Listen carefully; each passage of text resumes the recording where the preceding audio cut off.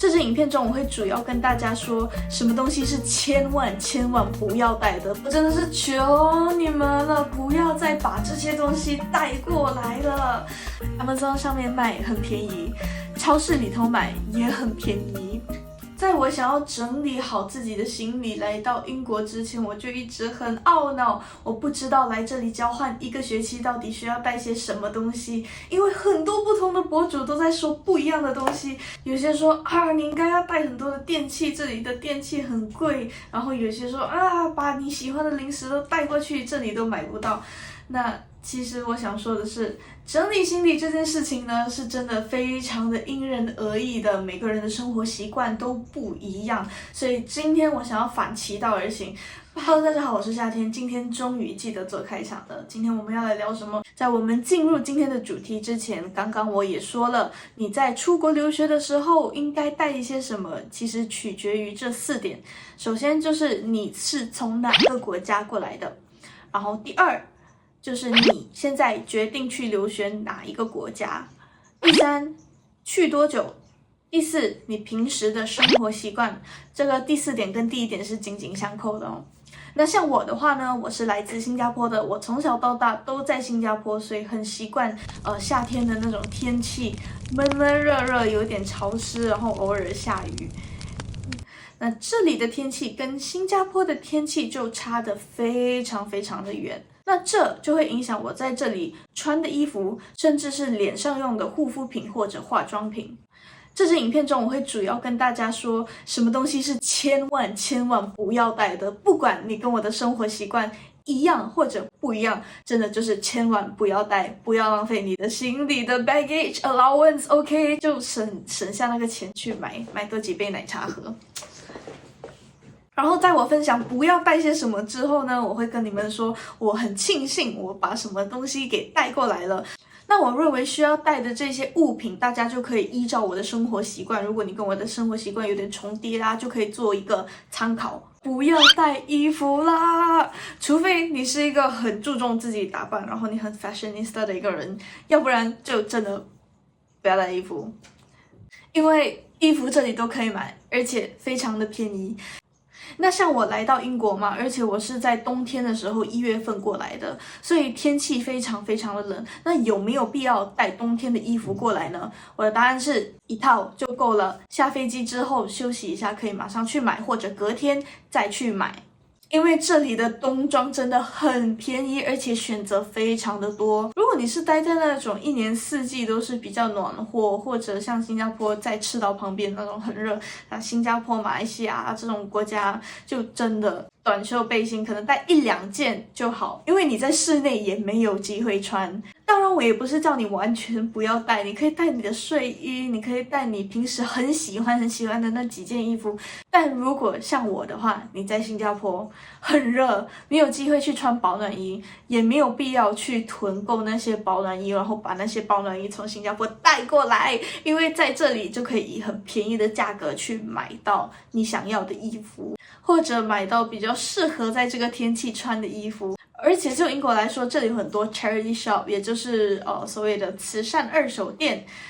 他会卖一些二手的饰品或者衣服鞋子你想到的都有。那当然是你在不介意你的衣服是二手的情况下，我自己是不介意啦。第二个千万不要带的就是锅具。我知道大家可能会想，你来留学，然后这里可能吃饭没有那么方便，每天自己需要去煮，但买锅具真的没有必要，因为你在 Amazon 上面买其实很便宜。我记得我好像在起飞的前1天，我去 NTUC 那个 FairPrice 平价超市那里逛，然后就看到了一个类似这样的，然后我就把它买了，然后带来英国了。然后呢，它就坏了。所以我就在 Amazon 上面买了一个替代品，然后它其实比我在新加坡买的那个更便宜。其实我不太清楚为什么之前那个会坏掉，但我严重怀疑是那个电线烧坏了，所以可能是跟这个电压有问题。我想表达的一点就是亚马逊 good， 很便宜，可以直接在上面买，品质还行。品质还是不错的，我用到那么久，我是没有什么怨言的啦。我记得这在亚马逊上是10英镑还是12英镑，真的没有必要带你的锅碗瓢盆过来，除非你真的有一个很爱的 wok，you know。但是你也得考虑一点哦，你把那个 wok 带过来之后，这里可能就没有那种灶炉可以让你起火，然后用这个 wok 来煮饭。尤其是你如果住在学生宿舍，大多数还是在使用电磁炉啦，所以带 wok 也真的是没有必要多此一举。而且这些锅碗瓢盆很重很重，它不一定会在你的行李箱里面占很多的空间，但它肯定会占很多的重量。第三，真的不要带药品来了。我知道药品它其实不太占空间，然后也不太占你的重量，对吧？那为什么不要带呢？我说的那种药啊，要事先声明，不是那种处方药。如果你身体是有什么慢性疾病的话，然后医生有开处方药给你，就把它给带着。我说的药品是非处方药。我听过让我最傻眼的故事，就是曾经有一个来英国交换的同学，然后他也是从新加坡过来的，他好像花了100-200新币去买了一堆的非处方药，然后把它带来了英国。那其实非处方药在英国是非常的便宜的，所以真的不要像我一样，这些都不用带。但是我还是得说，如果你比较习惯用中药的话，还是带一带吧，因为这里真的很贵，而且也不那么容易找，所以我也带了一点，就是自己平常会吃的一些止咳丸啊，因为我不太喜欢喝止咳糖浆，我很讨厌止咳糖浆的味道，然后我真的。我每次在新加坡，如果咳嗽咳得很严重，我都不愿意，打死我都不愿意去买 cough syrup。太难喝了，这世界上怎么会有那么难喝的东西？就如果我咳嗽咳得很严重，连这种都救不了我的话，我真的宁愿去 polyclinic 排很长的队，去问医生，求他能不能给我止咳药片，我都不愿意喝止咳糖浆。那当然还有一些好像是药类又不太属于药类的，就像这种枇杷膏，我也把它给带过来了。其实我是一个很爱吃枇杷膏的人，所以我很关注它的价钱。那我觉得在新加坡和在马来西亚枇杷膏之间的价钱就已经是有感的差别了，但在英国那就更严重了，因为它的枇杷膏的价格真的是好贵好贵。如果我没有长期住在这里，我只来这里1个学期或者1年，或者甚至于3个学期，就是1年半这个样子，我都会自己带。我觉得就没有必要在这里买，你带1盒2盒可能就够你1整年了。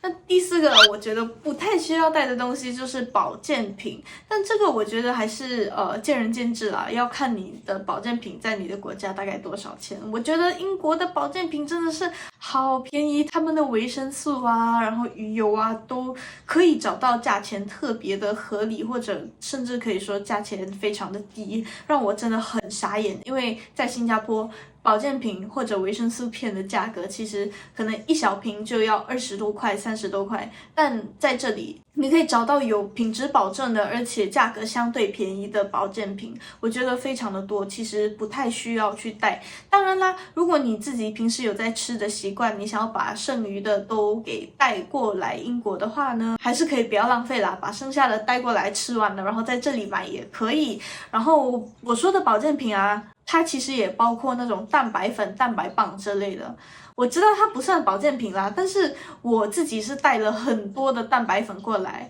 然后我发现其实这里蛋白粉很便宜，比新加坡便宜好多。所以我觉得如果你是有在吃运动补给呀，或者说一些维生素片，其实大可以不用特地囤货然后搬过来，你可以把你吃剩的那一些给带过来，但是不需要批量的去购买，然后把它带过来英国。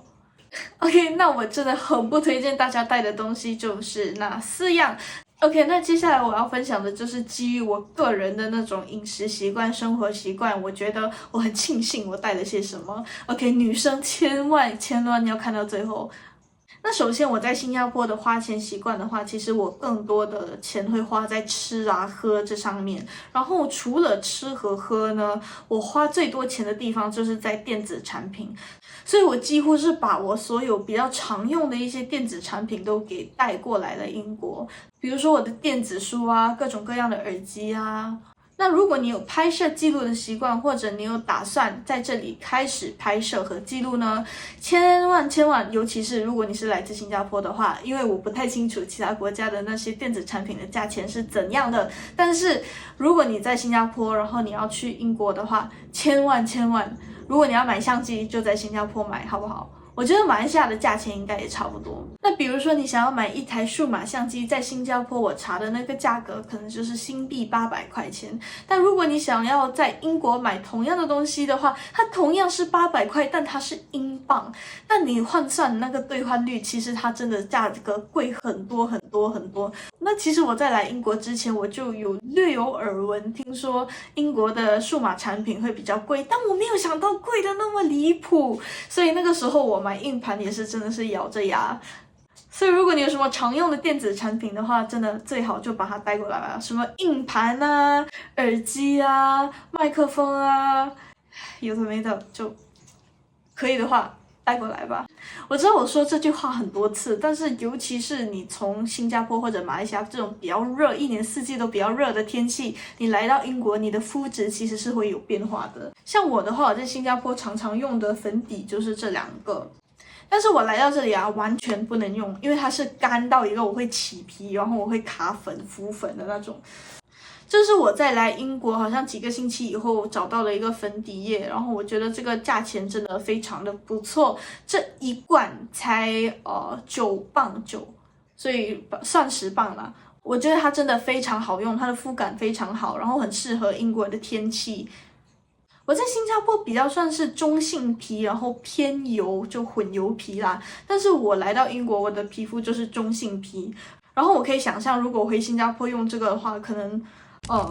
走出门我就脱妆了，但是在这里这个就很好用。所以说，如果你有在用化妆品，尤其是这种底妆啊，其实是可以来到英国之后再去购买的。但是如果你自己有某种偏好，好像比较喜欢用亚洲品牌的那种化妆品的话，我建议你是可以带过来的，因为这里其实蛮难找亚洲品牌的化妆品的。但如果你的化妆包里面大多数都是欧美品牌的话，其实也不用太担心，反而在这里购买可能会比较便宜一些哦。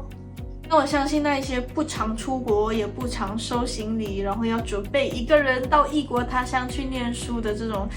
整理行李的这种过程，可能是非常焦虑，很害怕自己忘了带些什么的，对吧？那我希望这支影片呢，可以给大家做一个参考，理清楚自己在整理行李箱的时候的一个思路。如果你觉得这支影片对你有帮助的话，不要忘记按赞、订阅和分享。如果有什么想要问我的，可以在评论区底下留言哦。那我们下个故事见。